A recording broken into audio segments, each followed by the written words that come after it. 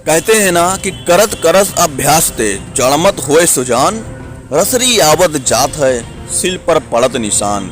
जी हाँ दोस्तों, इस कहावत को सच साबित करते हुए भोजपुरी कॉमेडी किंग मनी मिराज ने एक अलग अपना नाम कमाया हुआ है। मनी मिराज एक ऐसा नाम बन गया है जो आजकल सबसे ज़्यादा सुर्खियों में बने हैं। दोस्तों, मनी मिराज सबसे पहले कॉमेडी में सबको अपना जौहर दिखाया, अब बारी थी डांस में तो सबके पसीने छुड़ा दिए हैं।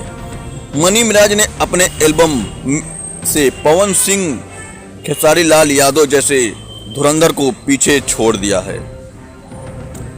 मनी मिराज का जो गाना आया है उस गाने ने तो यूट्यूब पर गर्दा उड़ा दिया है।